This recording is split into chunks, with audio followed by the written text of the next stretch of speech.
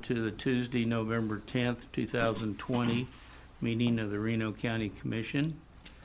First order of business today is to rise and do the Pledge of Allegiance to the American flag. I pledge allegiance to the flag of the United States of America and to the republic for which it stands, one nation, under God, indivisible, with liberty and justice for all. I'd like to acknowledge that Mark Steffen has joined the commission today. Welcome. This time, Commissioner Hurst has a thought about Veterans Day that he'd like to express, and I think that's appropriate to do while we're thinking about the American flag. Commissioner Hurst. Yes, tomorrow, of course, is Veterans Day. So I want to take just a little time to honor our Reno County veterans and all veterans. They are the ones who put their lives on the line so we could have all the freedoms we enjoy today. Some came back alive. Some came back alive but scarred. Many never saw America and their family again. We have lost servicemen and women from World War I. Not many are still around from the greatest generation, those who served in World War II. Korean veterans are also becoming fewer. Vietnam veterans are from my generation. Kosovo, Bosnia, Afghanistan, Africa, Iraq, and many other places that our United States men and women have helped our world to become more secure and given the opportunity for freedom. I wear this 96 Deadeye Division pin on my lapel to not only honor the sacrifice my dad made, but the sacrifices of all who served and are now serving the United States of America in the Army, Marines, Navy, Air Force, and Coast Guard.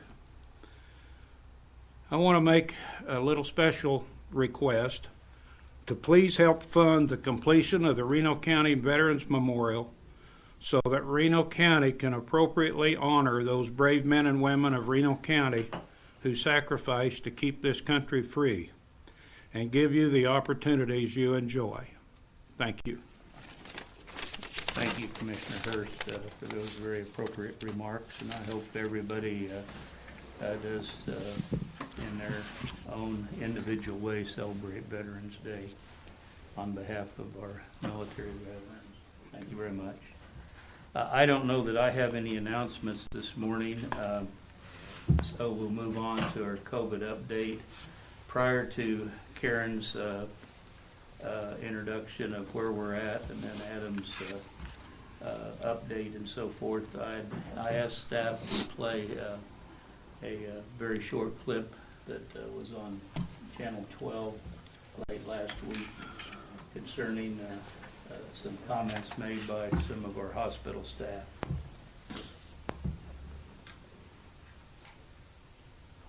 Hutchinson and Reno County health officials are pleading with the community there to bring down the spread of COVID-19. The COVID cutoff challenge, as they call it, started yesterday in response to high level of coronavirus spread in an area that's consuming hospital resources. Sean Logging speaks with one of the frontline workers there about what he's seeing. It's becoming an issue of just trying to keep up. Patients are receiving the best medical care, but it's becoming discouraging to see so many people infected, and inevitably some of those are not going to do well. Dr. Keck Hartman, an infectious disease consultant at Hutchinson Regional Medical Center, is joining with others in the local medical community, pleading with people to wear a mask, socially distance, and wash their hands. I see performing these things as an act of respect and concern. The situation the last 4 weeks has continued to worsen in Reno County to where hospitals are at critical capacity. It seems to be affecting almost anyone at this point. Young people, old people. Dr. Hartman tells me one thing that's helping them right now is that they're seeing a lower transmission of other viruses or illnesses throughout the community, such as influenza. And if people take those mitigation steps, he says that could make for a mild flu year. But the rising COVID-19 patient numbers have a ripple effect on other people seeking care. Starting to have to go under diversion, meaning that hospitals from time to time over the past week have been unable to accept anybody else. Dr. Hartman says they're seeing a growing number of people thinking they have a cold or flu ending up with COVID-19. One case of COVID typically transmits to 3 or 4 other people. So turning this situation around, It's taking a toll on everyone. Dr. Hartman says that needs a concerted effort. In Hutchinson, Sean Walking, Eyewitness News. During a town hall tonight, Hutchinson Okay. Regional says Thank as you, of this afternoon, Randy, they for had playing 24 that. COVID-19 patients, 9 in ICU, 5 on ventilators. They are looking at... Thank you, Randy, for playing that. I think at this point in time, we'll ask Karen to make her comments and questions from the commissioners. I think there are a couple people outside in the outside that's waiting to talk on public health issues, and I think it's more important to hear from them under this item than down on public comment on items not on the agenda. So after we hear from Karen, Adam, Dr. Polly, we'll ask for other comments that are from people outside. So Karen, please. Yes, as of now, we have 2,928 total cases. We've had 1,051 total active cases right now. That includes the inmates.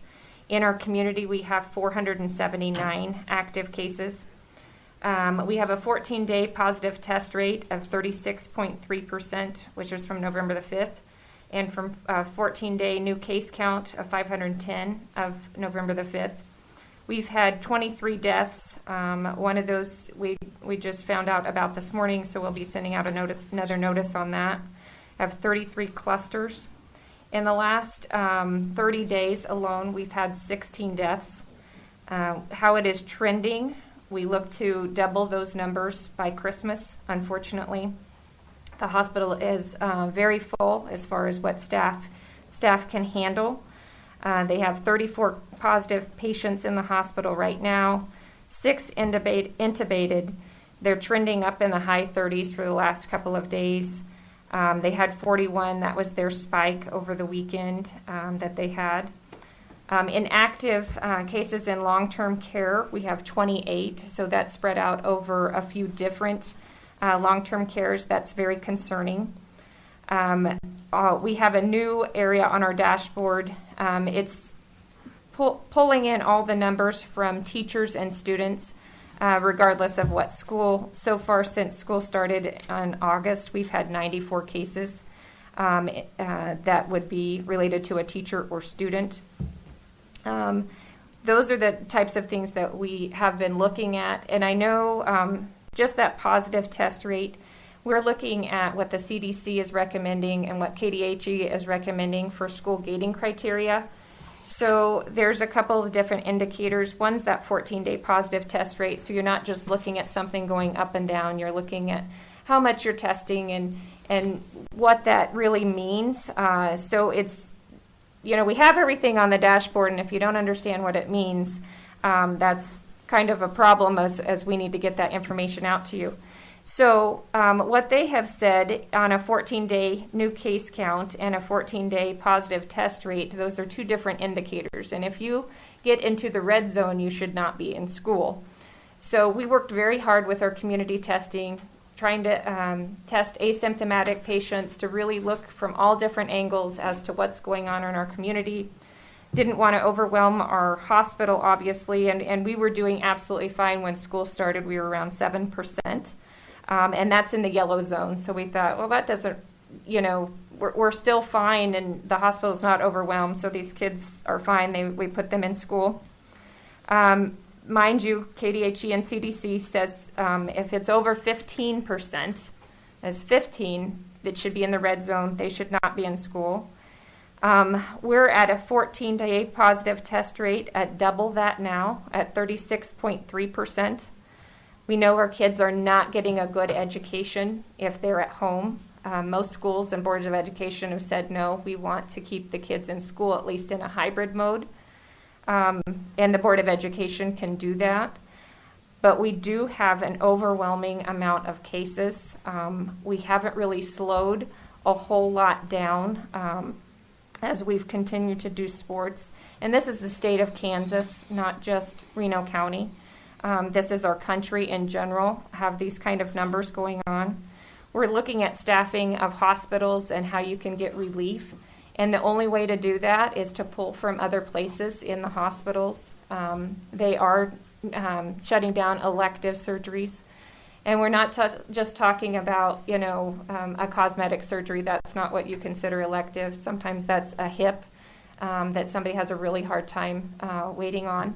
Those are being shut down because they just don't have the capacity and the nursing staff to handle those types of things. So I'm just bringing this to the forefront to really push what we can do, which is the wearing the mask, washing the hands, really staying at home when you're sick, and then trying to get in groups of less than 10.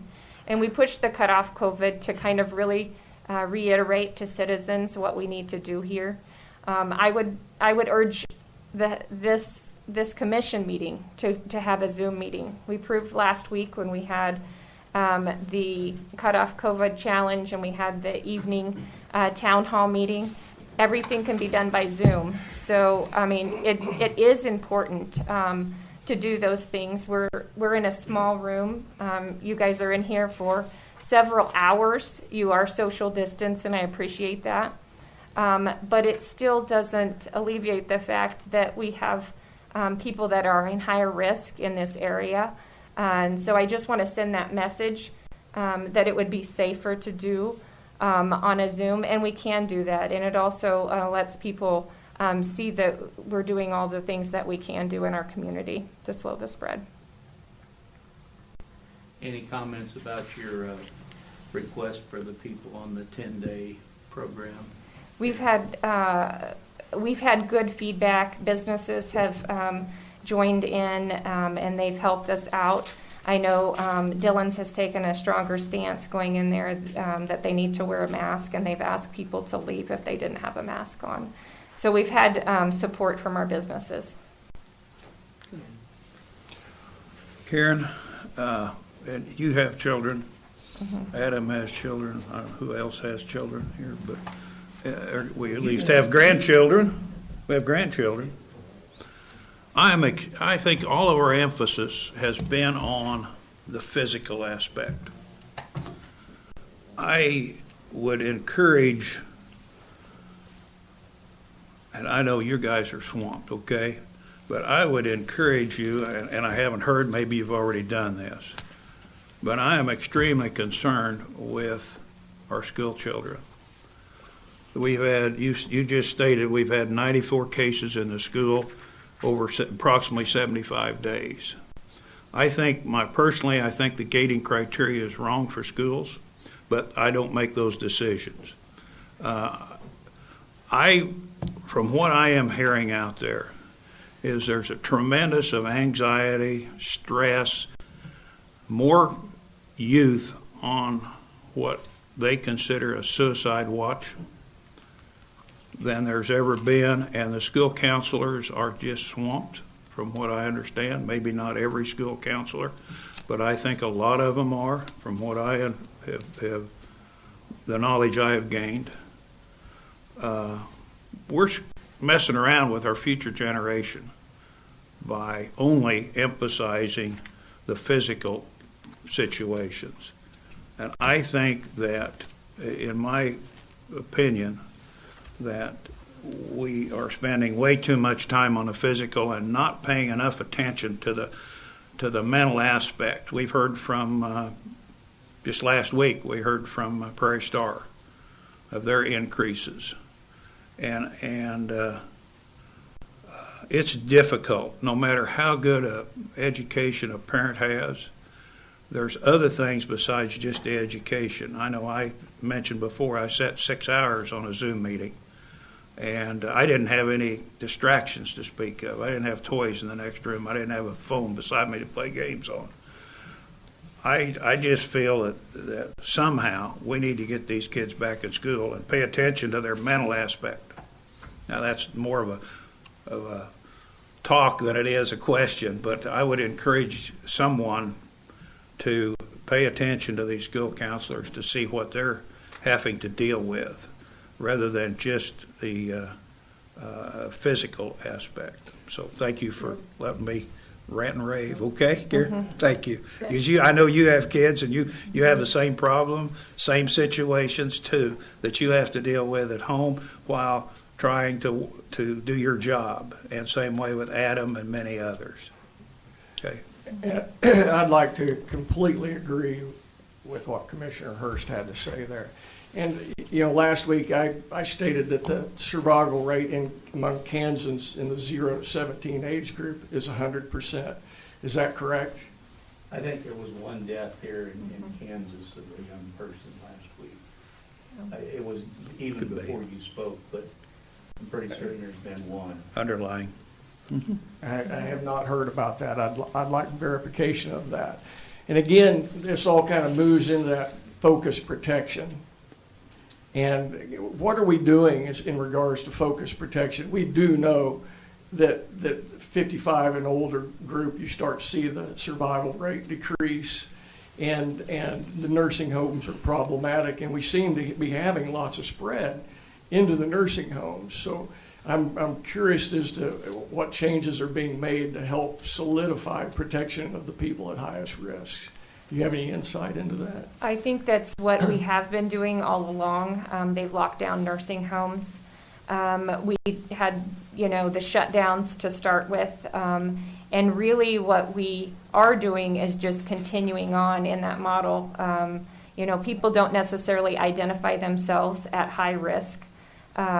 So they turn around and they go to those things. We have a large amount of people going to church, which is not a bad thing. Let's talk about nursing homes. What the nursing homes themselves? The nursing home has virtually. They're not going to church. So the nursing homes have virtually been shut down Do this they have entire adequate time. testing? Do they have the 15-minute result testing, or do they have the multi-day testing? They have both at times, just like any clinic setting. It just depends on the availability of the rapid test.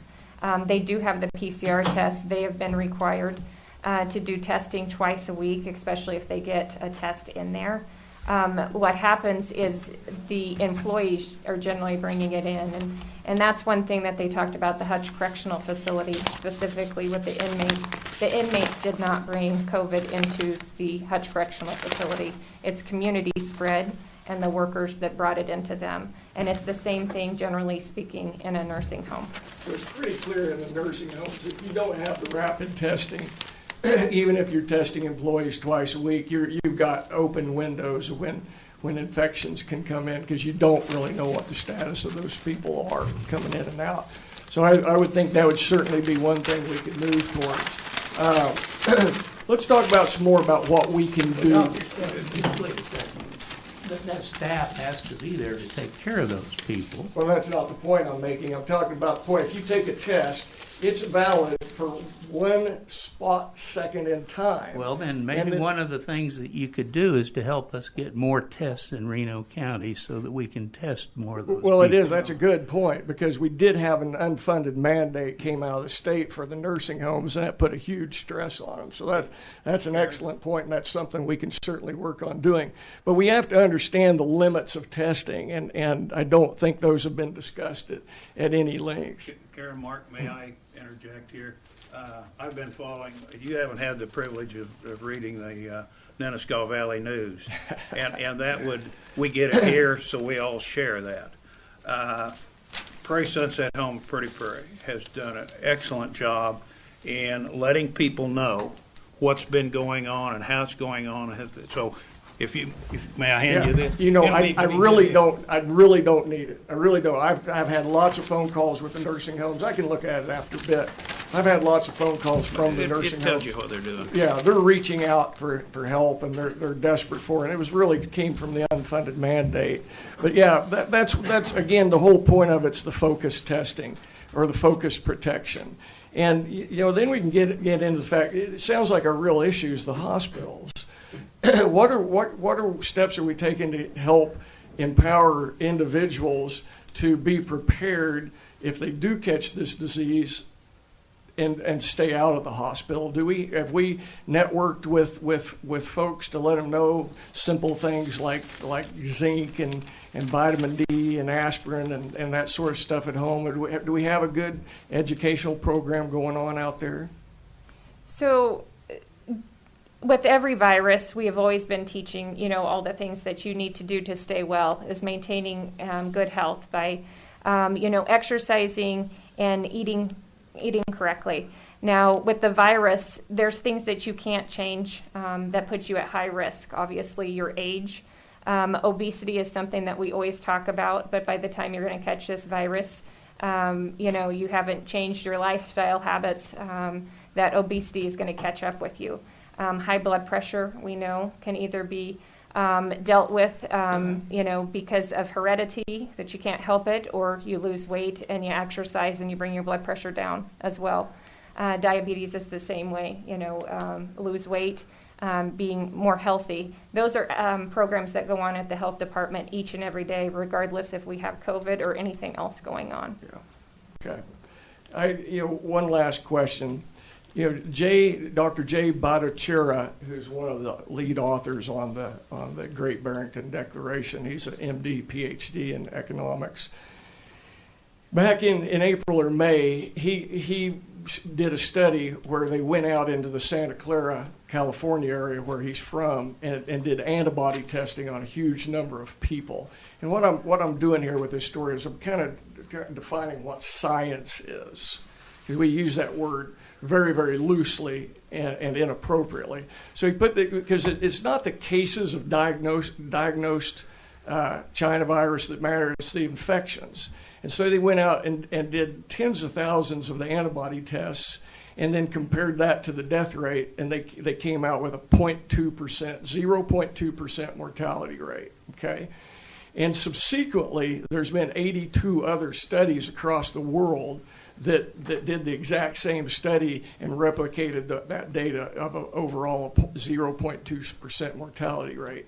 So you have a quality study by a group out of Stanford that has been replicated 82 times, validating the results. Now that's science. That's science you can make decisions on.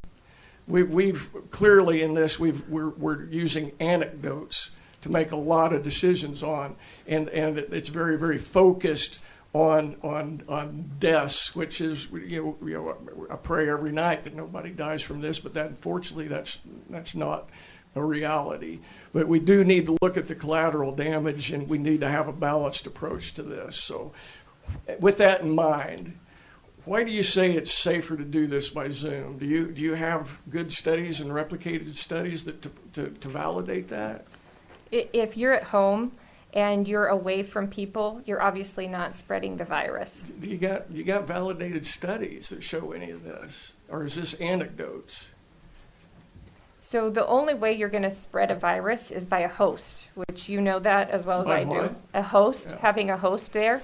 So if you're a host and you're a host and you're a host and I have the virus, I can spread that to you. If we're not in a room and on a Zoom meeting, you're not available. That's a science.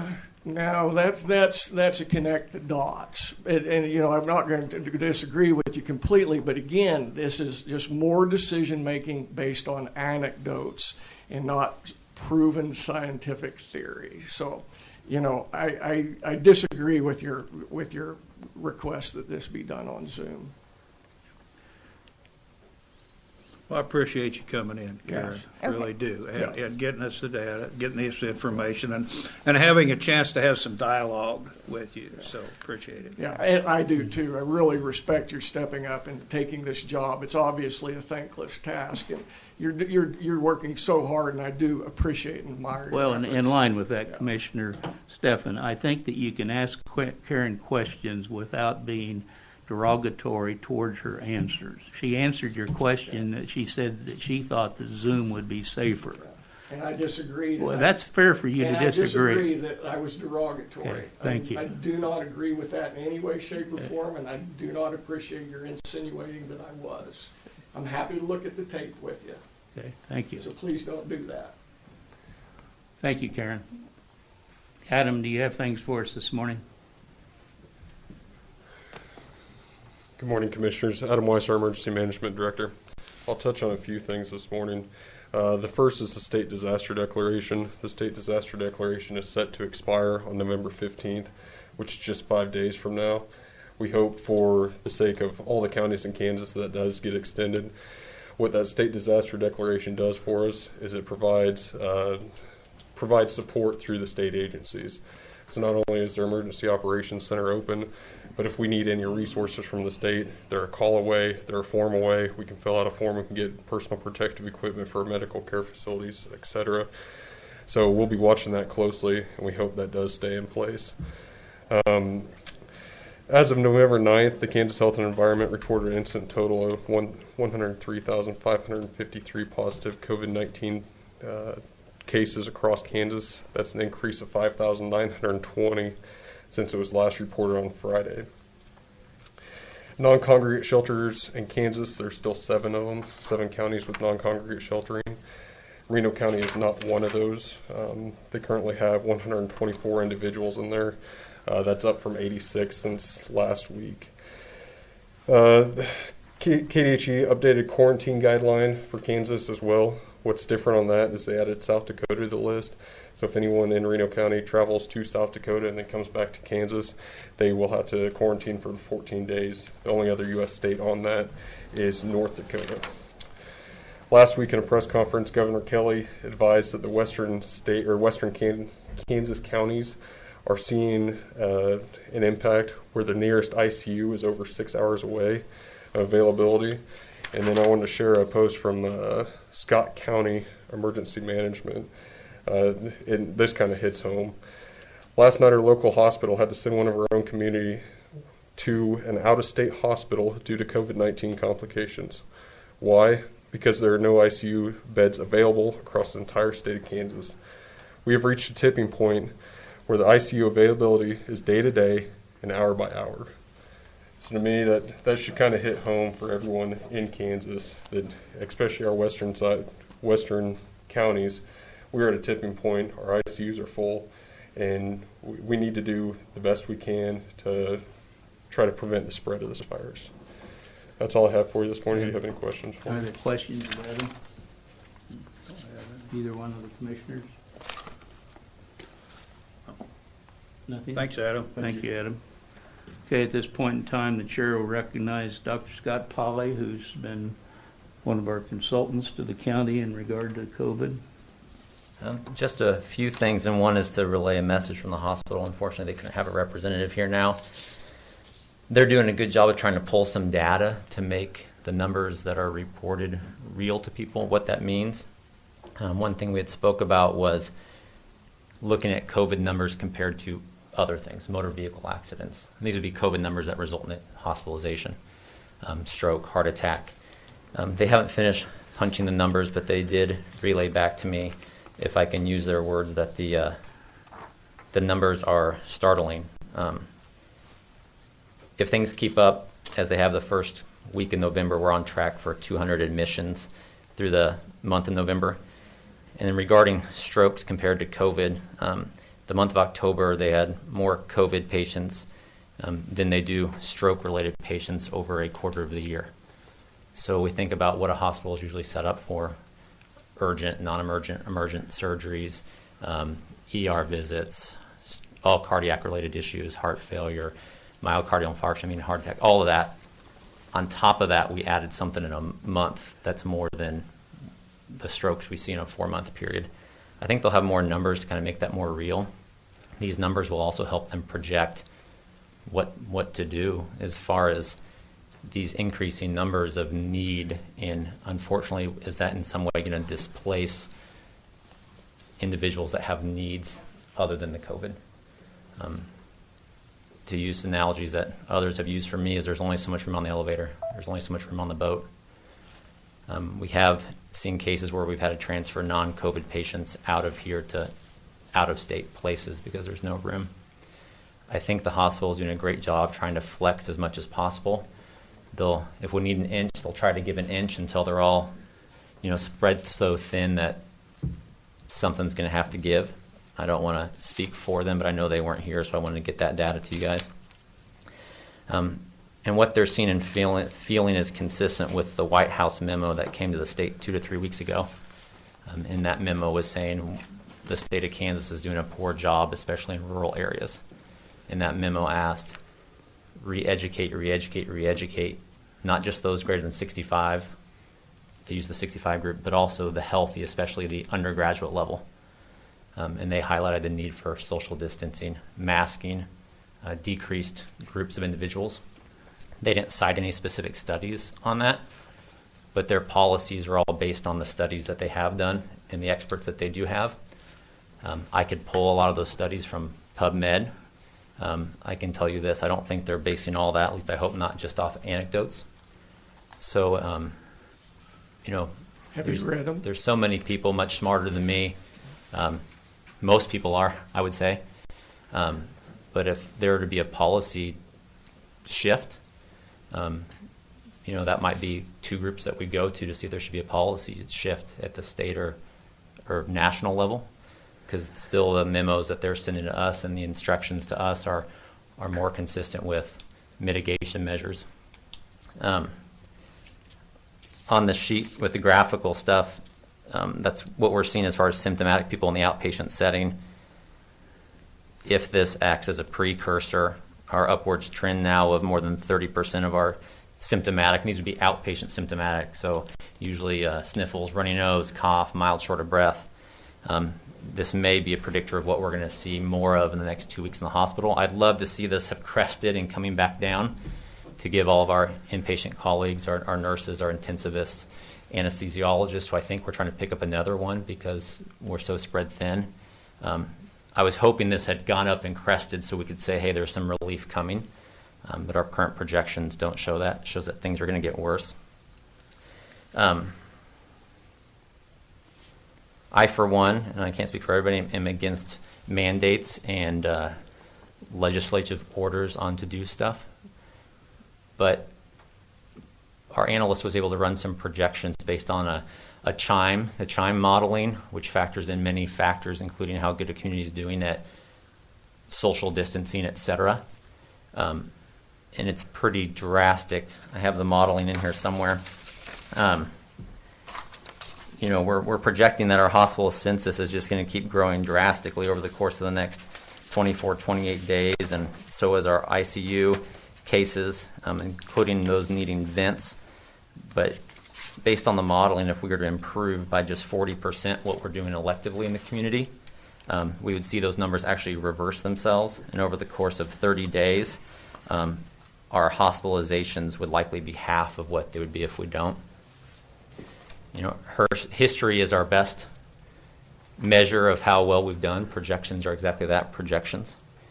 So I can't tell you anything for sure. But I can say, looking back to August and September, everybody in those projections were right. No matter what we choose to do from here going forward, I'd always like to refocus the conversation back to our hospital is full and getting overwhelmed, and something's going to give. So if anybody has any sort of answers or proposals, I'd say, is that going to solve our problem? And the numbers that I go by are the ones that we see every day. 23 deaths, and we think we're going to double them by December.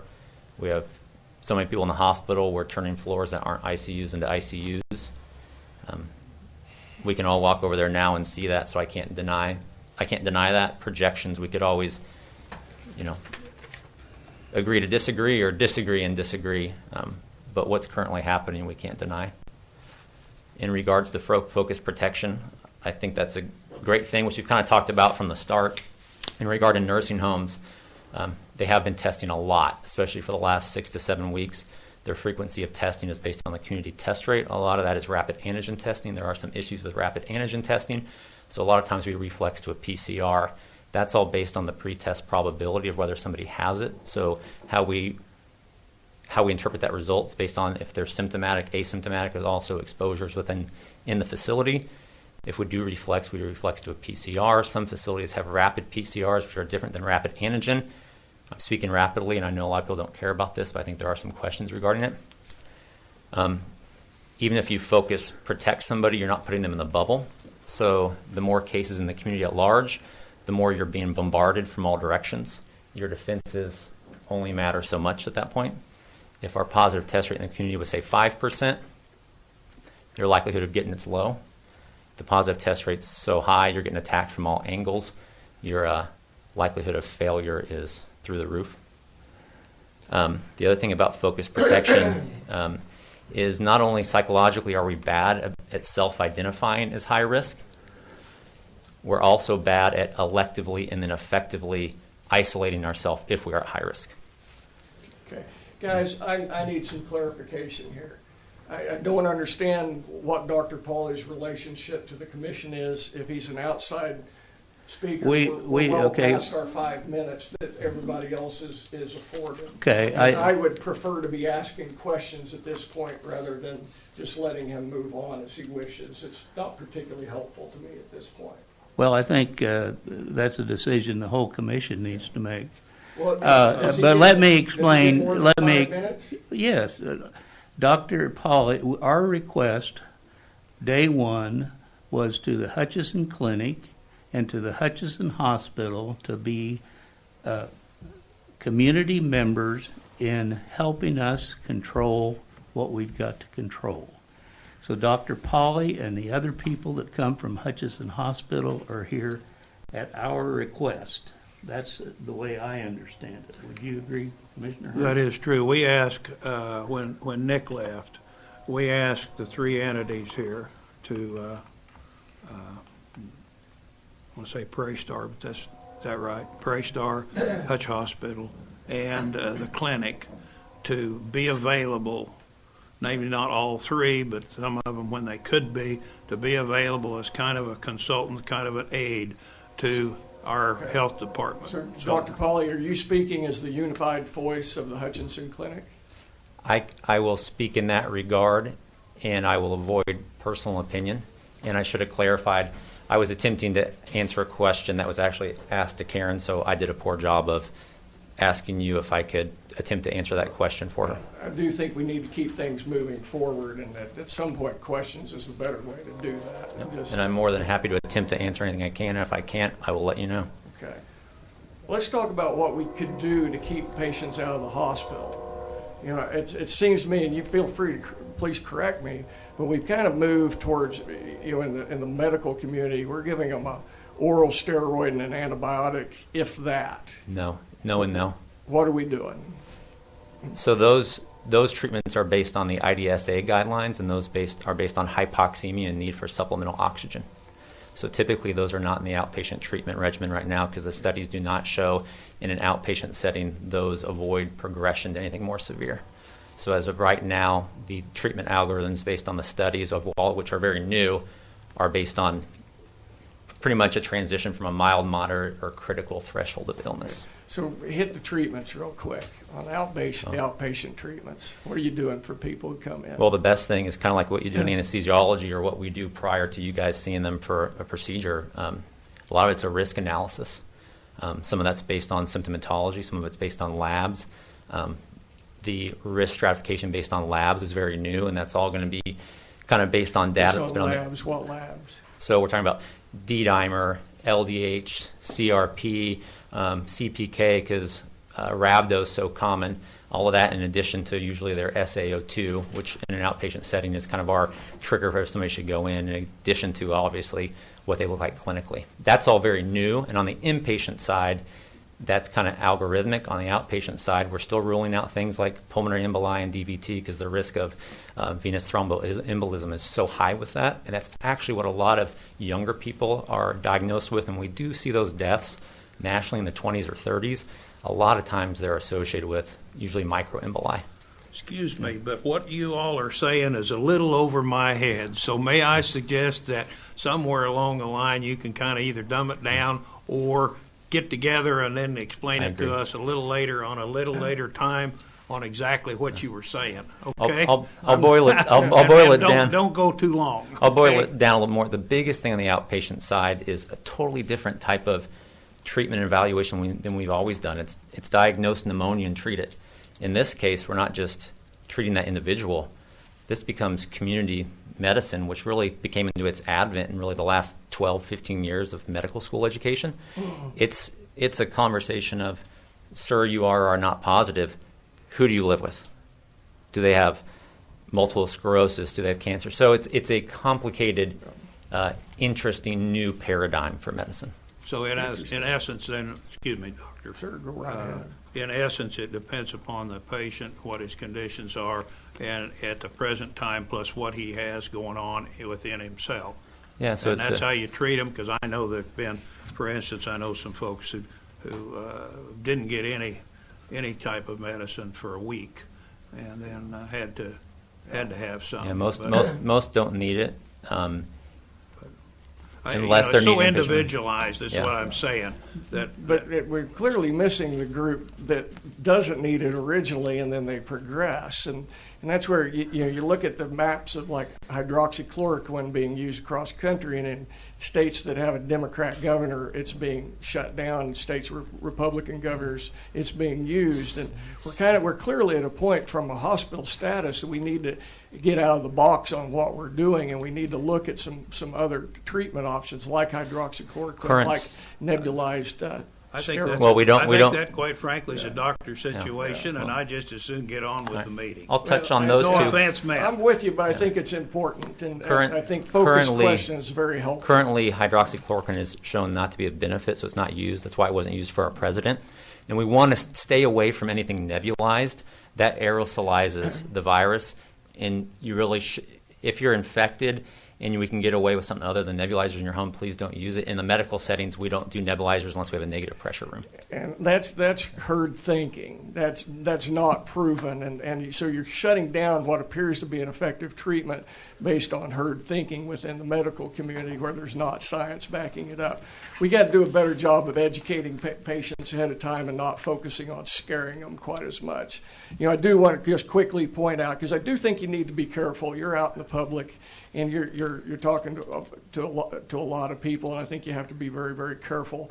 At the town hall meeting the other night, you talked about the fact that people, or the theory that people who get the China virus are going to get it repetitively. And we've had 10 million cases in the United States, and we have 2 or 3 or 4 cases of people getting reinfected. So I think we really have to be careful about scare tactics. And we need to be cognizant of scare tactics, because I'm going to tell you, I'm confident there's not another person in this county that's spent more time with more citizens in the last 6 months than I have. And I'm going to tell you all, people respond to the truth. They respond to honest conversations, and that's how you get them to work with you. When you move towards a fear campaign and treatment modalities that they envision are dehumanizing and ineffective, like masks, there's no science supporting masks, you lose the people. And then the next thing you know, you're out trying to do tracing and they won't talk to you. Through the Kelly administration, we're on the cusp of losing the majority of the population. They're not listening anymore. They're inherently skeptical of the government. And when you come in with obviously premeditated campaigns, and this one's a fear campaign, you're going to lose them. It's honesty, talking to them, looking them in the eyes that converts people over to your way of thinking. And I'm telling you, I know that really, really well from my last 6 months of talking to folks. So you need to be very, very careful with what you say and do out there. I know I'd be grateful for that. Yep, I would say that goes both ways. Okay, thank you. Can we move ahead? Any more questions, Dr. Polly? Thank you, Dr. Polly, for being here. Is there any more staff comments before we have? Could I clarify something just briefly? Sure. County Councilor's always got a chance to say something. Thank you. Joel Sullivan, County Councilor. I just want to remind you that Drs. Degner and Polly are the statutorily required medical advisors to the local health officer and to the local health board, which you are. in matters involving infectious disease. So we don't have a medical doctor as a local health officer. In a county our size, then the local health officer has to affiliate with a qualified physician. In this case, those two doctors and one other doctor who's not with us anymore rotate that information. I suspect that's why he is here. And that's who again? I'm sorry. That's Degner and Pauley? Polly. Okay. What's the opportunity to expand that list? I think Well, that- we were darn lucky to get two who Well, wanted to take it what, on. is there any, what's the I rules and think regulations? I might be able to answer that question, is that expanding that list would be at the majority of the commission. If you want to suggest an expansion, suggest it next week. Yeah, very good. That's fair enough. Thank you. Thank you. Okay, we have someone from our community that wants to make a statement. I think it has to do with public health, and so we're going to have it at this point in time. But Brock, this does come under the 5-minute limitation, please. Yes, that's right.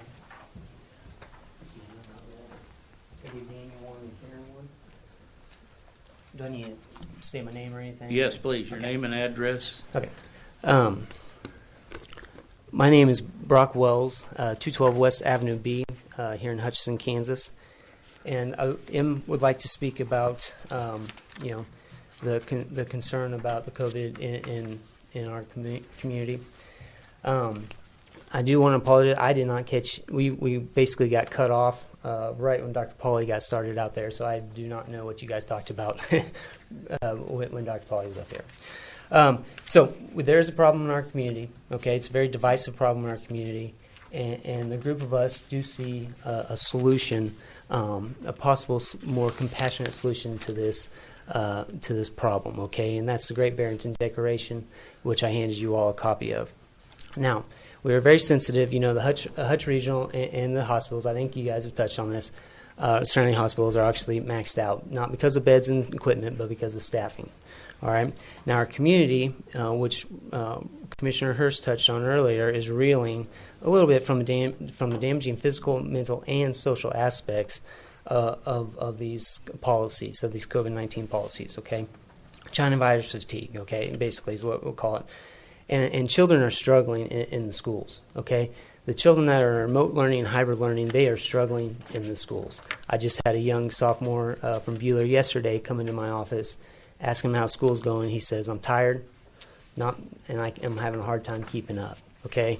And that's going to have damaging effects, lasting effects on our community, okay?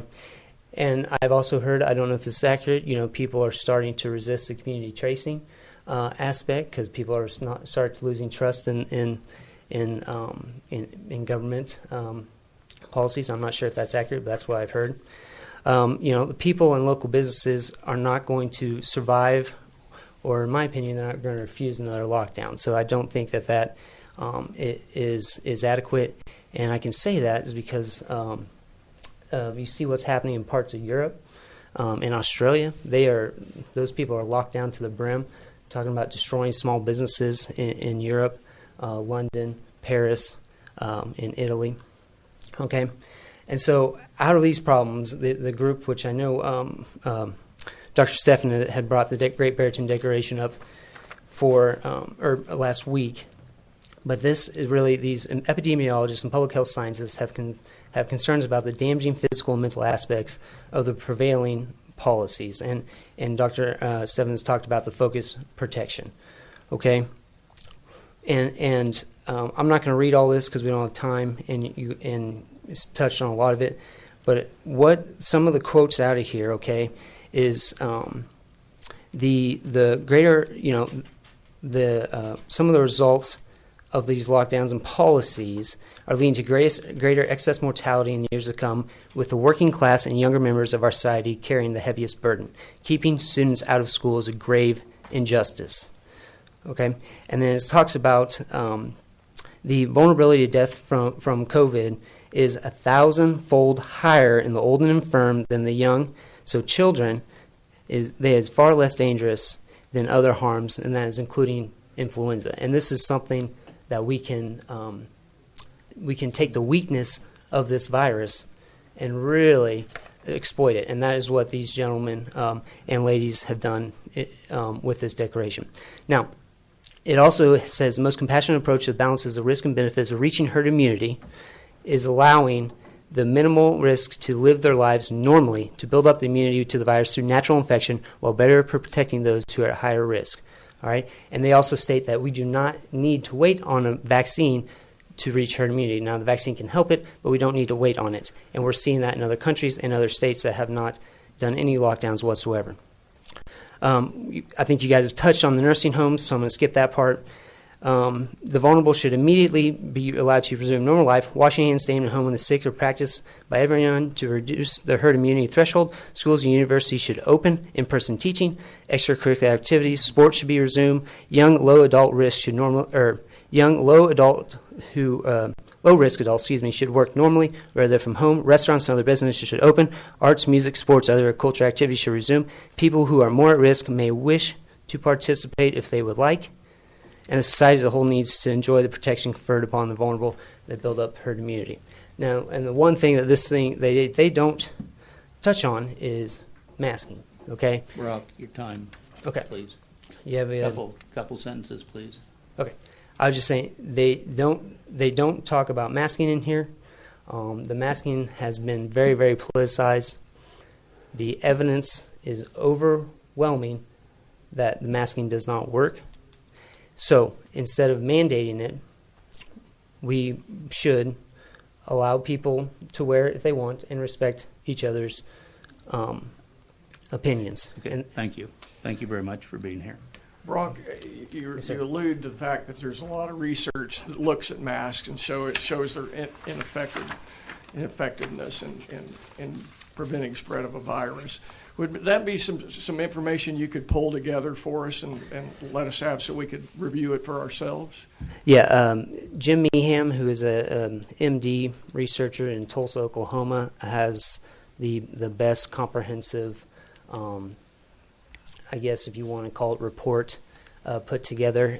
He has evidence for masks, and he has evidence.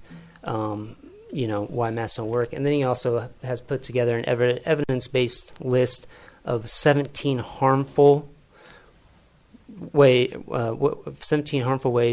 that masking a community, a healthy population, Well, I is think actually harmful. what Dr. Stefan was asking was if you can provide that information. Yeah, I would prefer email because it is 25 That's fine. pages, double-sided printed out. That's fine. So- You can do that. And I got to pay for my own ink. Get so. it to me, and I can get it to everybody else. Okay. Yeah, good point. Thank you. Yeah, thank you, Brock. Brock, would you be somebody interested in serving as one of the consultants to the county commission? As a small business owner and a person who loves our community, I do have the time to do that. So if that would be something, I would definitely make that sacrifice. Appreciate it. I'm a chiropractor, so I am licensed by the Kansas Board of Healing Arts, along with medical doctors and DOs. Yes. Thank you again. Please, is there somebody else who wants to speak? Thank you.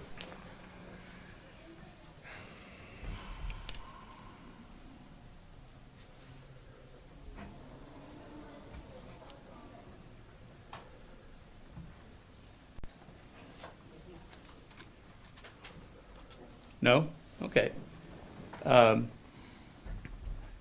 Item 6, determine additions or revisions to the agenda.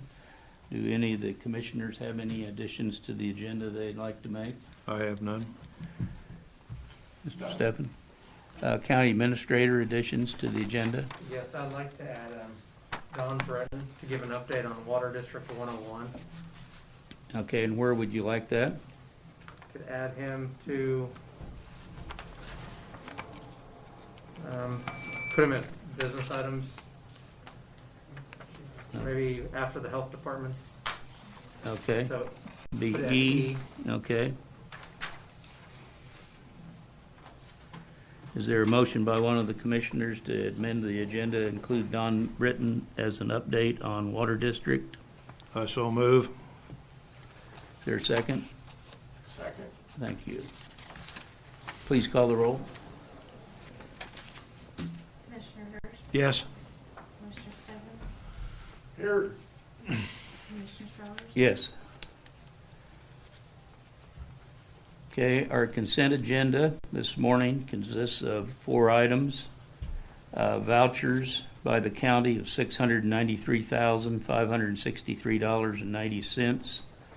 In addition to those vouchers, we have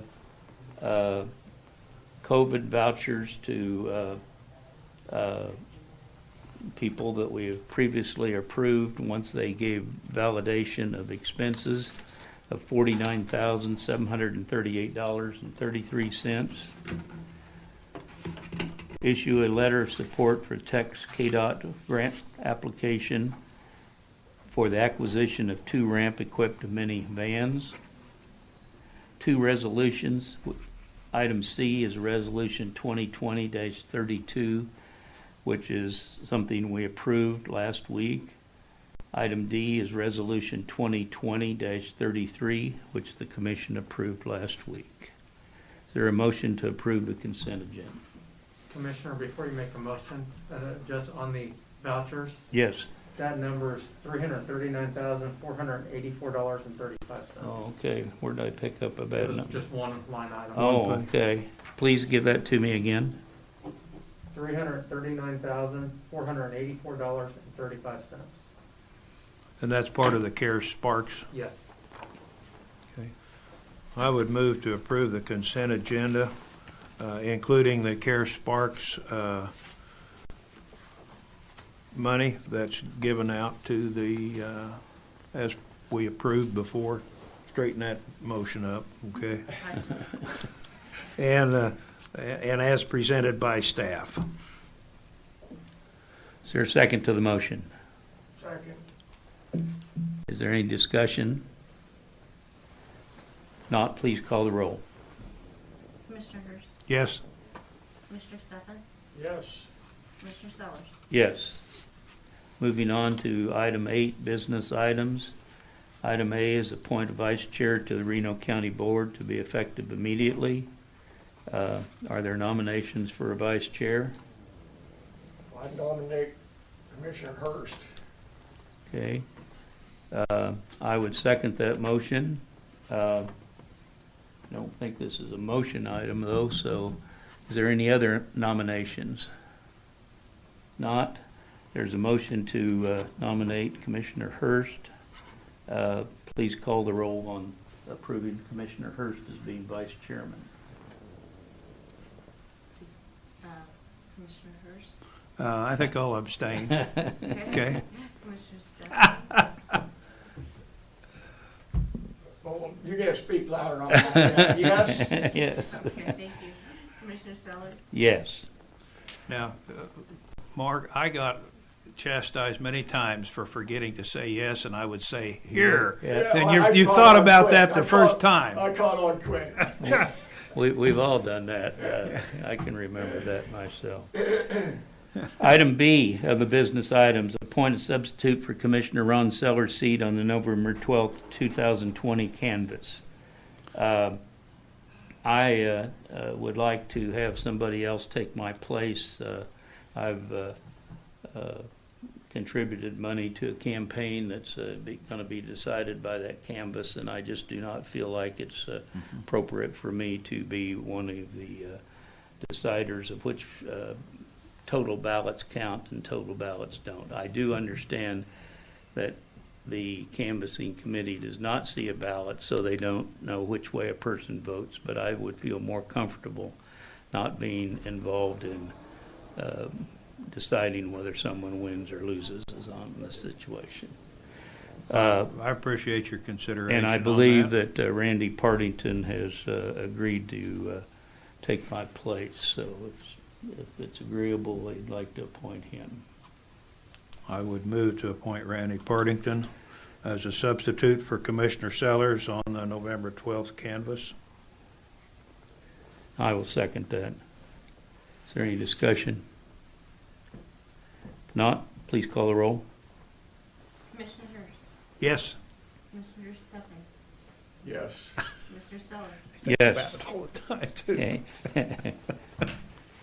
Okay, the fire district's here. Item C, A request from Fire District Number 9 to purchase 2 new trucks for a total of $173,359.60, which will be presented by Chief Ginrich and Assistant Chief Ginrich. I assume, are those Ginriches related? Okay. Okay. I might mention, Chief, the data that you gave us for the agenda was very, very thorough, and so I think the commission is familiar with what your request is and the alternatives and so forth. Okay. Please. Okay. Need your approval, or would like to have your approval on 2 new brush trucks. We have 2 fire stations. We need to put one at the other station near St. Joe and one at Haven. We're wanting to replace an old military pickup that we have. We had purchased it from Pretty Prairie several years ago, and they wanted to update. And at that time, we didn't have the funds. We've only been with the county since 2007, so it's taken us several years to get things organized again. And these will be a little heavier duty truck than what we have. And I think we can get this is a real good price for this type of truck. Okay, and will you be getting rid of the other 2 trucks, or will you just continue to We'll use get them? rid of one, and then we've got some older trucks that we want to get rid of. Okay. Some that the city and the county had back when we merged, and we kept them to take care of our needs up till now. So If I remember right, Chief, you had some leakage in one of those tanks not too long ago. What's it leaking? Huh? Water. H2O. H2O out of the tank. Each time you get there, you don't have any water. that's right. Are there any questions of the commissioners on this request before we make a motion? How many hours do you estimate you put on those things a year? Any idea? Pardon? How many hours you put on them? It kind of just depends on the fire. I mean, Yeah. you know, when Okay. Hutch was busy with those You tr- wildfires several years ago, we were out for 4 days with them, so. And you take them all over the Mhm. county. You don't. Yeah. Yeah, and then we're also part of a Reno County task force where we may go to a neighboring county also. You know, I mean, it's just basically a group of us county departments that try not to spread our departments thin, so we usually try to take a truck from each department and form a task force and go to a neighboring county and, you know, perform services over there too. Well, just trying to clarify in my mind the justification for 2. Are you using 2 of them at the same time, basically all the time? Oh yeah. All Yeah. the brush units roll at If one you, time. if you got one going, you got 2 going. Yeah, Right. we've probably got 3 or 4 going, you know, and it depends on the day. If we've got, you know, here lately with the conditions, you know, 50-mile-an-hour wind gusts, you know, I mean, it doesn't take but 2 minutes before it's already jumped another field, you know, and we're already paging for mutual aid, so. I'm very familiar with fires. I've started a lot of them for you guys to put out, unfortunately. But so you guys are all volunteer department. Mhm. Are That's you correct. guys volunteer? Yep. Yes. Wow, good. Appreciate your service. Yeah, we had a fire here a couple weeks ago down by St. Joe. Highline wire it was real windy that night, 40, 50 mile an hour. Started the grass on fire, and it was moving toward a bunch of homes right there by the St. Joe Parish and their church. So we had to call a lot of help in to get in to save all the houses around it. So You guys don't see any other means to get into this at a better price with the same quality, like buying something used? And is there? I don't know if there's a used market. I'm just throwing stuff Well, out there to think about. We've considered used, but the prices of used chassis nowadays, they're almost the same amount of money as what you're going to spend on a brand new one, and you have the warranty from the brand new trucks. So, plus these 2 are going to have a larger tank on them than what the standard brush trucks are. So we can fight more fire before we have to go refill. So. And hit me with where the money's coming from and how all that's flowing through. And you got a lot of money to. We've got money that's saved in our special account fund that we roll over every year. You know, whatever we don't spend through our budget each year, and we roll it over into the special equipment fund. You know, and that's kind of why it's taken us a while to save up this amount of money. You know, I mean, when we started with Reno County, we started late in the game. You know, all the other fire districts have had all this budget money saved for years. And so now it's just up to the point where we're able to have a good enough funds to save up and start buying some brand new trucks. I mean, if you look at some of the years of some of our previous trucks, you know, I saw that. That's incredible how old that is. It's like Stone Age. Yeah, I mean, you know, when we was with the city of Haven and the Haven townships, you know, we had a budget of $35,000, and whatever we didn't spend throughout that year got spent throughout the rest of the city in the general fund. So we lost out on that money every year, and you know, it's just grateful that we were able to continue recurring our money and saving it for these type of purchases. You don't feel like this is going to put you in any financial pinch? No. No. I think, You know, Brad, doesn't some of your budget each year go to your capital outlay fund for this type of purchase? That's true. My understanding. Okay, is there any more questions before we have a motion? We have a motion? I move to approve Fire District Number 9's purchase of 2 new 2021 model year completely outfitted trucks from Hayes Fire and Rescue Sales and Service for a total cost of not to exceed $173,359.60 as with appropriate approval from the county administrator on contracts. Okay, is there a second? Second. There's a motion and a second. Adam, would you like to say something? Adam is our liaison to all the fire districts via his emergency management director position. Can we also add in your motion to declare a 1979 Chevy Mini Pumper, a 1967 Ford engine, a 1979 Ford engine, and a 1984 Chevy brush truck to be excess and sold on Purple Wave auction after the trucks are completed by Hayes Fire? Yes. Yes. I'm sorry. Okay, let the record reflect that Commissioner Hurst amended his motion to include the getting rid of surplus trucks. Do you agree to that change? I do. Commissioner?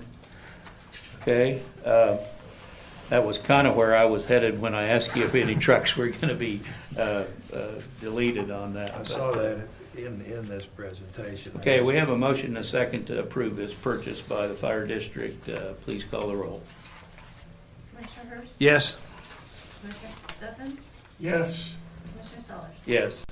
Thank you both for being here. Thank you, guys. Thanks, guys. Thank you. Okay, now item E is a report from Don Britton, Director of Public Works, on a water district. Is Don available? I think we actually have the health department first. Oh, I'm sorry. I apologize. I apologize. My bad. So Megan and Darcy will be. Yeah. Item D, Health Department implementation of environmental health software. What happens Will be presented by Megan Gottschalk and others. What happens when you get in a hurry? I apologize for not reading the agenda. Well, Megan, welcome. Thank you. Good morning, Commissioners. Megan Gottschalk, Interim Co-Health Director. I'm here this morning to help discuss the potential purchase of a software program to benefit the environmental health section of the Public Health Department. Environmental health is an essential part of our local public health system. Our staff work diligently to reduce chemical and environmental exposures in water and soil to protect the health of all of our citizens. Our request today is the purchase of a software program that allows staff to work more efficiently with other county departments such as planning and zoning, public works, and community partners such as wastewater contractors, homeowners, and real estate agents. Our proposal is to purchase Beacon permitting software. This program is currently an arm to the current Beacon software that our county currently utilizes for property research. There's a number of advantages for us to be able to utilize this program. I'm going to highlight just 3 of them because I know you guys have had a long meeting. So the first one is really accessibility for all partners. Anybody within the county working on a permit or a property owner or a wastewater contractor will be able to get into the system, find out where the permit process is currently, and what work might be needed to have happen for it to be moving forward. What that really does is it helps speed up the process. It allows for staff to be able to not create or handle a number of phone calls from property owners, contractors, back and forth between each of them so that they can spend more time in the field and making it more efficient for both them and the homeowners. The program also will benefit other county departments. Planning and zoning will be able to utilize the program, and as well as a few others. I fully suspect that once the program, if you approve, once the program is up and running, that even other departments within the health department may be able to utilize the workflows that it offers. And then lastly, I think that once it's up and running, it will also decrease the time needed for a full-time clerk for the environmental health section. I also have Darcy and Mark from Planning and Zoning. Mark, would you like to say a few words about how it will benefit Planning and Zoning?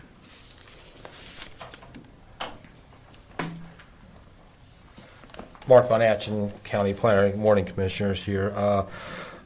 I have not really had a huge outcry from the public on my end, for a different process for permitting, but, I really feel that the more options that we can provide the public, to help speed up our permitting process, the better off we'll be. Currently, I use a lot of just paper permits.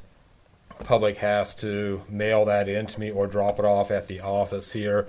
The process works good. Like I say, I haven't had a huge outcry, but here, I think, if this is approved and once word gets out, I think, people will be using this more because the permitting process will be instantly in my hands, because this will be added to us being able to take credit cards. Right now, we couldn't take credit cards, so it was always an issue on our end where certainly you could email me a permit, but then you have to mail me a check, so it really just kind of defeated the purpose of doing that here. But, I feel like the more options we can provide the public to get a permit quicker, the better off we will be. From an interdepartmental standpoint here, I have an excellent relationship, I believe, with environmental health staff here, and I think we work well together.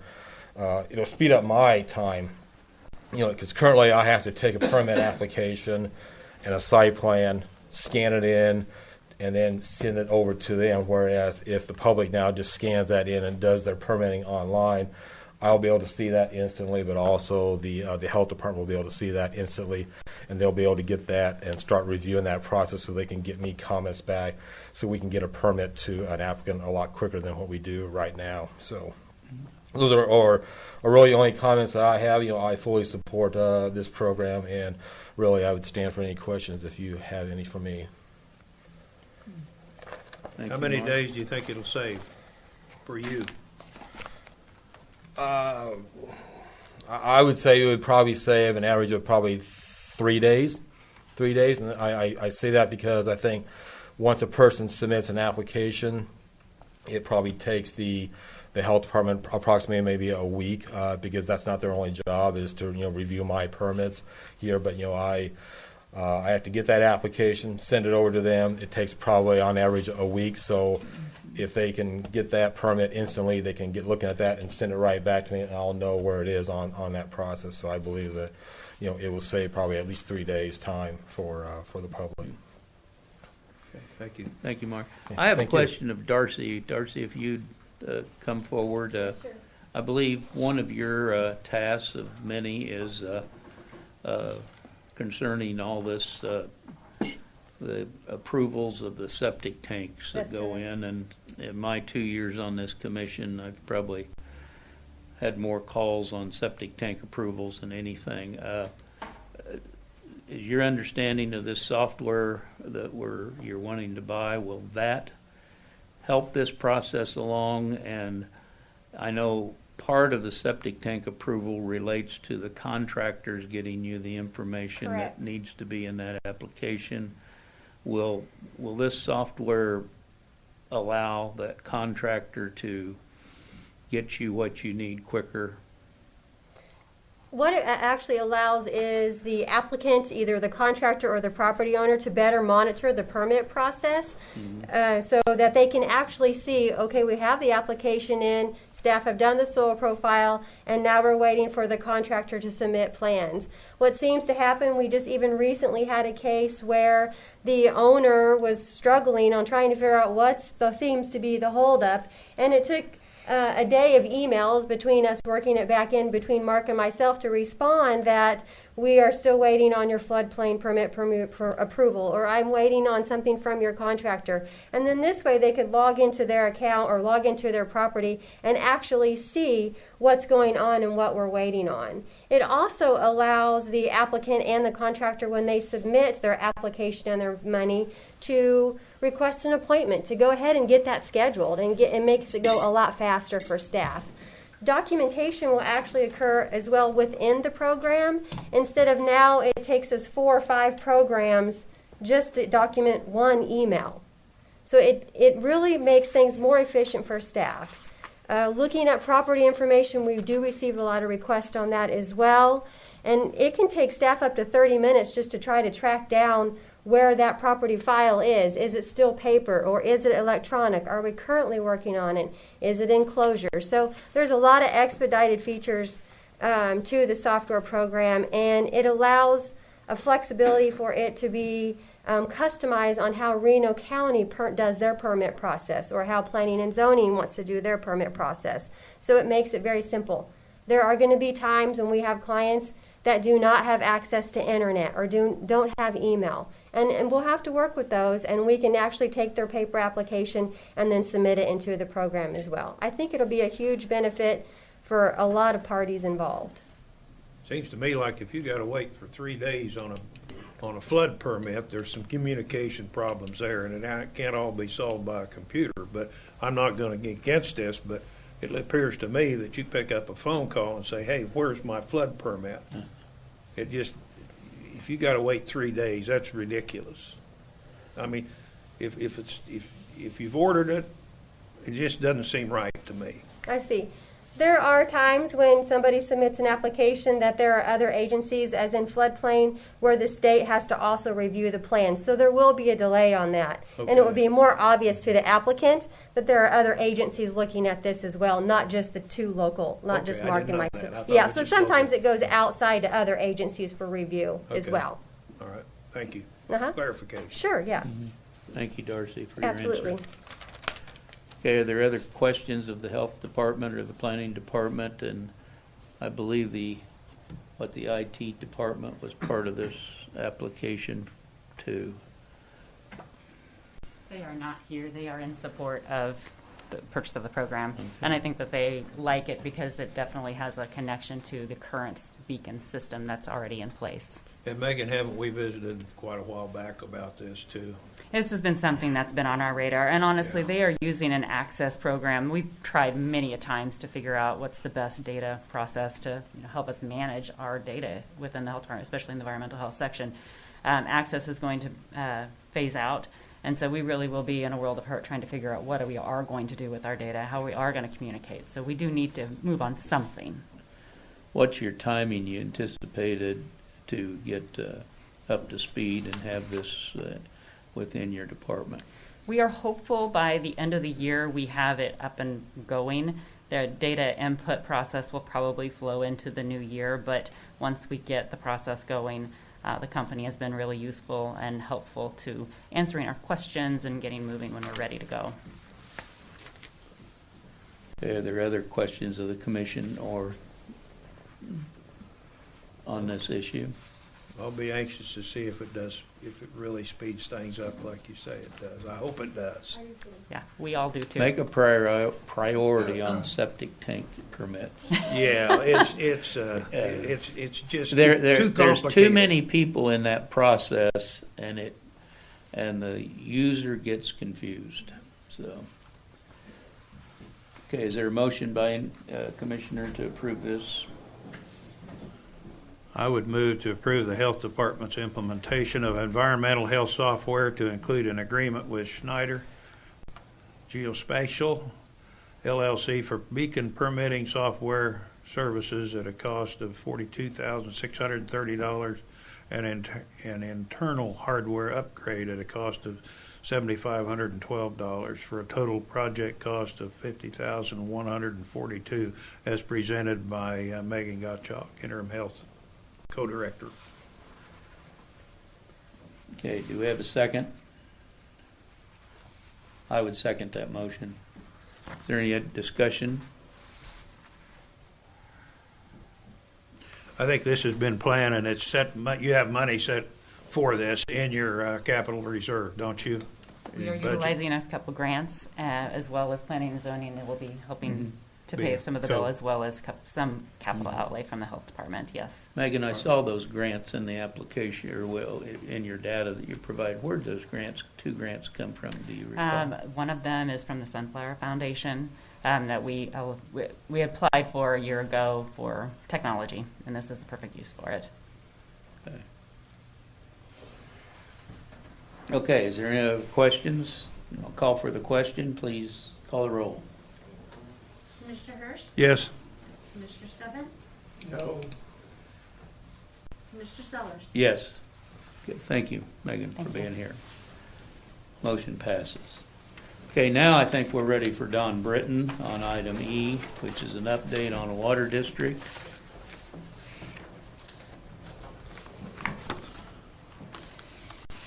Don, please come forward.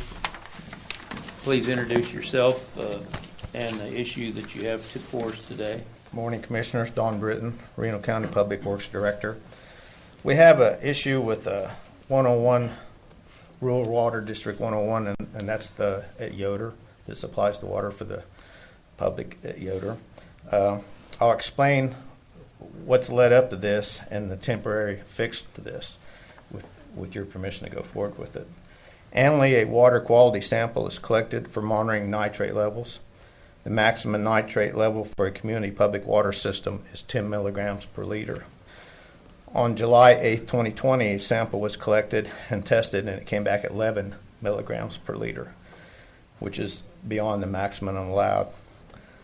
And KDHE sent us a no violation letter requesting us to collect a confirmation sample. The results of the original sample and the confirmation sample would be averaged together to determine whether the water system has incurred a nitrate exceedance violation and the requirement to begin a quarterly nitrate monitoring instead of yearly. We was told to distribute a precautionary public notice informing the public that there was a potential nitrate water quality problem so that people could refrain from using the water for infants under 6 months old to ingesting the water, and we did that. On August 8, 2020, the second sample was sent to KDHE, and the nitrate level was 11 milligrams per liter, making the average of the two 11 milligrams per liter, which exceeds the 10 milligram allowed. We received an acute nitrate violation and was told to issue a public notice beginning with the fourth quarter of 2020 is now required to monitor the nitrate quarterly instead of annually. So on October 6, 2020, which is the last quarter, we sent in another sample to KDHE, and it showed a nitrate level of, again, 11 milligrams per liter.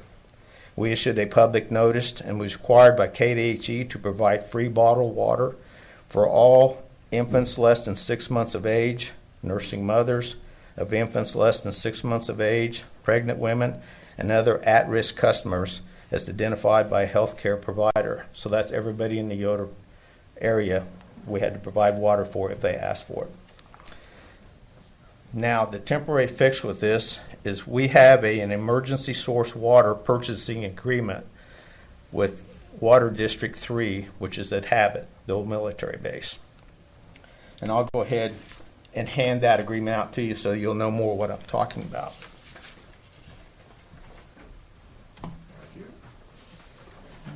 Thanks, Don.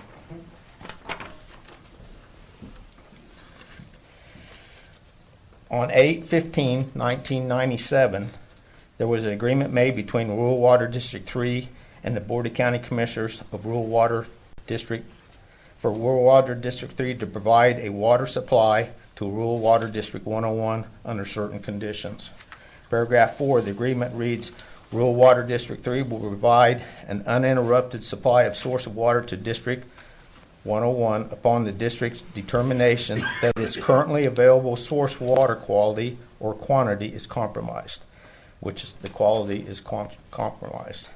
The source of water provided by Rural Water District 3 will meet all Kansas Department of Health, Environmental Protection Agency regulations, and all other statutory and regulatory provisions which pertain to the public water supplies. Paragraph 3 of this agreement reads, Rural Water District 3 will provide emergency source water to the district for a sum of to not exceed 60 cents per 1,000 gallons, or water measured through the district master meter. In the event Rural Water District 3 water production costs exceed 60 cents per 1,000 gallons, the water fee paid by the district will be negotiated to account for the actual cost of production. I would like to be providing safe water for Rural Water District 101 by 12/1 of 2020. I would like and recommend this commission approve me going forward with action/negotiation based on the emergency source water purchasing agreement between Rural Water District 3 and the Board of County Commissioners, the governing body of Rural Water District 101. So what that means is I need to have meetings with Rural Water District 3 to determine what their cost of pumping the water is. Not what the cost of their operation is, but what the cost of the pumping of the water is. And for the meantime, we need to be buying water from Rural Water District 3. And I just need to let you know where I'm at and what I need to do. Okay, better explain, Don. I know where this District 3 is, the Habit area and so forth, but who is the water district at this point in time? They have their own water district at Habit. I understand that, but is there a water district board? Yes. And that's made up of businesses down there? I don't know who all it's made of. I've talked to the chair just yesterday and the day before, okay, and told her what was coming, and that we needed to have a meeting, and told her what I needed. And in the past, there's been some misunderstanding about the agreement, and so there's some other issues that I'm going to have to work through on this. But regardless of what it is, we need to be buying water from them as we can per this agreement. And then the users of District 1 pay for these additional costs? Right now, there's already a meter and a connection from the main line of Water District 3 to 101. So that would be metered. And then, of course, all the people in 101 have their own separate meters, so we'd know how to charge through that. I see. So we just have to turn on a valve and shut off our well valve. And then what is the long-term solution to this? At this time, I don't know, because the nitrate level is going from, it was always around, it was right below 10 and jumping to 11. We in KDHE don't know if that's because of the 2019 floods, and there was so much water, and where the swell is for 101 is kind of a low area that just infiltrated some of this nitrates in it, and it'll go away or not. But I don't know. I don't know at this time. To go out there and now start maybe drilling for different locations for wells and stuff, that's a little bit premature to see what this nitrate level is going to do. Besides that, I don't know that the water district has the money to do that right now. That's something that I have to work through too. Okay, so would you or Joe suggest a motion that some commissioner might make to approve what you need today? I don't know that it needs a motion. I think I needed to let you know what I was doing. Okay. And right now, I don't have an agreement as to what we're going to be buying the water for, nothing like that. That's probably more the appropriate time, but I don't know. We talked about this yesterday, and I think the cost of our water district will go up significantly because they are purchasing this water at a very, very low price. It's been that way over the years. But I think if there is a motion, it wouldn't hurt to authorize the Public Works Director to implement the provisions of the agreement that you have in front of you, and to acquire water from Water District Number 3 until such time as remediation or another water source can be achieved for Water District 101. Never make a motion simple, do you? Well, no, but I mean, if Cindy's got it, you can say so I know. moved, and I can replicate that if you like. You know, But that's what you're doing here today. about 3 years ago, for the information of the other commissioners here, Don remembers that we had conversations with Habit before down there. Or I did. I don't think I was probably the only one. We just reported back that we talked about the situation down there, and I visited with Public Works before because it's in my district, and they have. My question I wrote down here was: does the reserve that they have enough allow them to buy the water until such time as we can fix something, or they can get something fixed? And that was, they have no reserve. They've been paying the cost of water probably less than the cost, and that's led to not a reserve. Am I analyzing this pretty much right, Don? From 101, you mean? From 101. 101, their water bill is you're correct, it is not enough to sustain even maintaining the water system.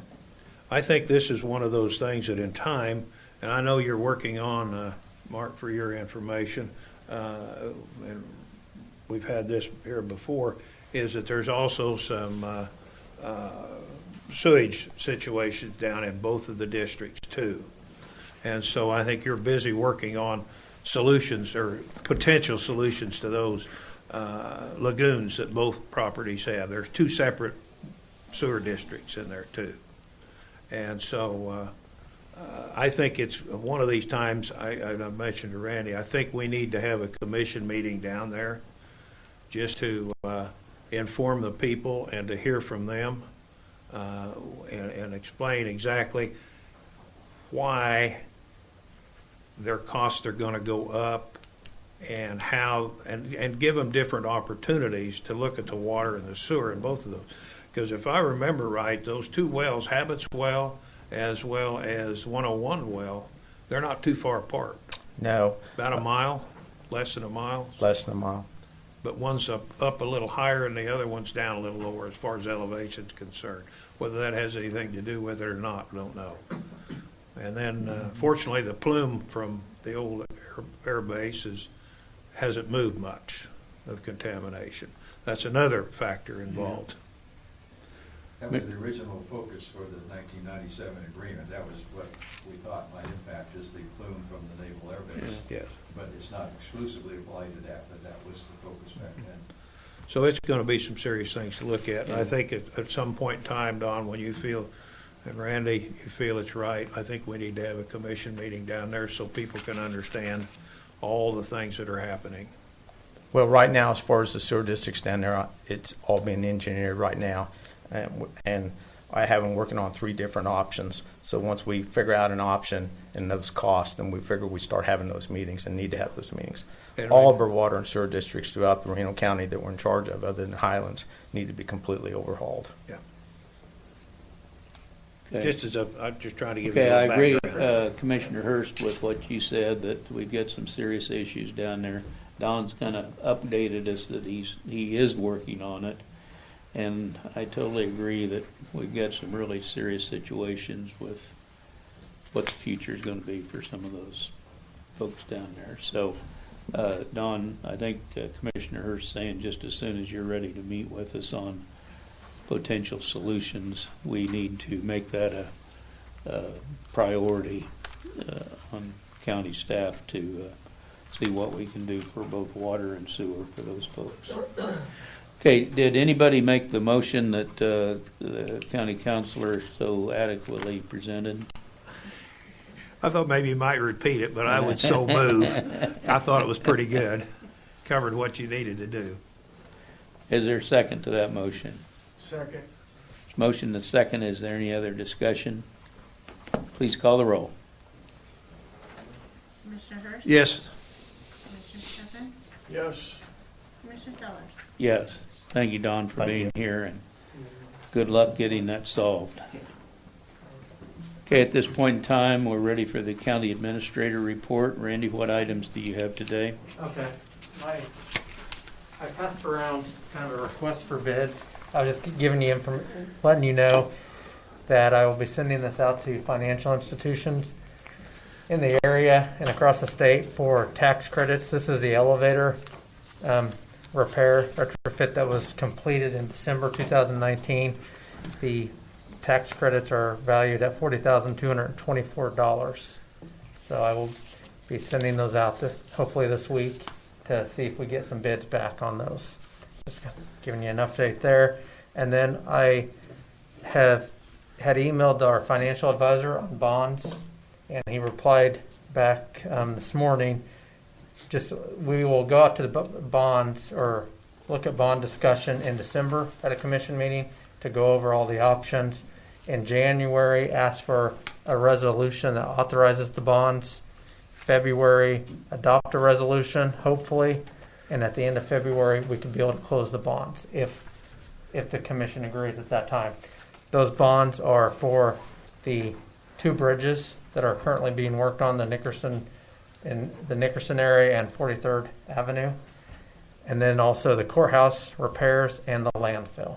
To put them all into one bond, payoffs at different amounts or different times, and different sources of revenue to pay them off. So I didn't know if you had any questions on that. Or Yeah, I'll comment, Randy. You made me think about this when you were talking about bonds for the landfill. Okay. A possible, the Hudson News article on the landfill process, I think, and help me, Randy, if present this. I think they said the costs out there will be $9.4 million. I think John, it's $4.9 million. There's a reversal of numbers there, so it's less than half of what was reported. I'm glad you brought that up because I had a phone call about that. Well, I had two phone calls on how much we were going to spend out there. So, other items, Randy? Those were the only 2 items I had. Okay. Commission comments. Mark, do you have comments this morning? Well, is this kind of our closing comments? Is that what we're doing? Yes. Well, I do. I want to bring up the state fair. You know, it continues to be upside down financially, and I don't think I have to tell anybody here what an important economic driver it is. You know, they've supposedly been told they're going to get $1 million from the state, but there's a lot of political games being played there, and nobody really knows how that's going to turn out.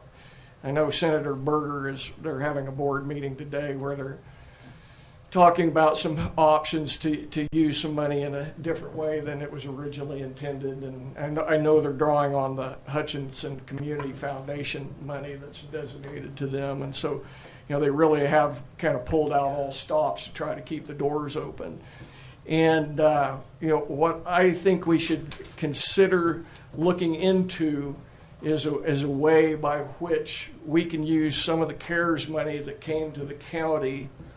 And it would be complicated. It'd be a very complex process. But, you know, I know Senator Berger can help make it happen, potentially make it happen. I think I can potentially help make it happen, where we could somehow return some of the money we received that we don't have a great home for right now, and direct it back through the state and to the state fair, because the county, and Phil, correct me if I say anything wrong, but the county cannot give CARES Act money to the state fair because they are a state agency. I think it's important that we get creative and take the initiative on trying to figure out a way to move some money to those guys, because that is truly an investment with a return on investment. From there, yeah, you know, the China virus is going to be difficult. It's going to be emotional.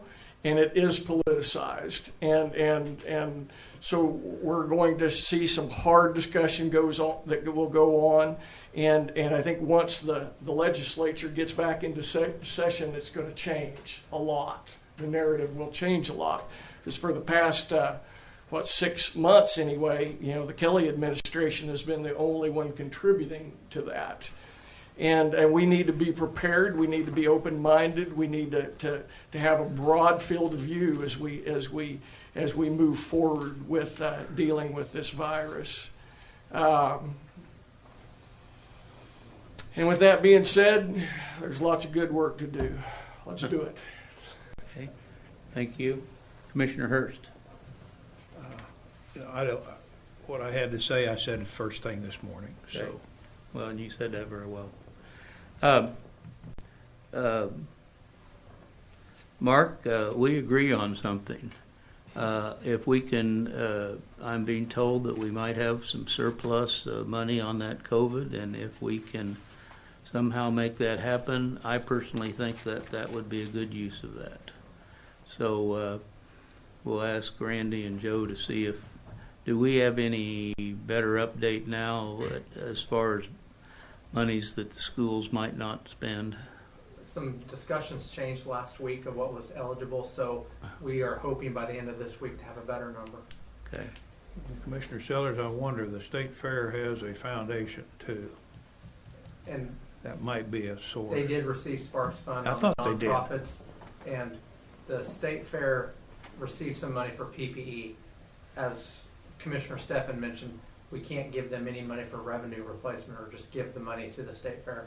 That's what would take special discussions, I think, with the state. Okay, well, if the staff will work on those, I think we have some agreement that that might be a place to best use some of that excess money. I think that's all I have today.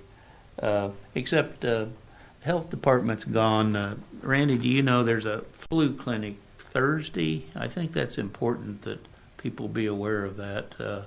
At the health department, can anybody help me with the details? Friday from 9 to 4. Friday from 9 to 4, there's a flu clinic at the health department. I think that's important for public health of the county. Having no more items, County Councilor, would you please present a motion for us to move into executive session, and we'd like that to start in about 7 minutes, please. 10 till 11.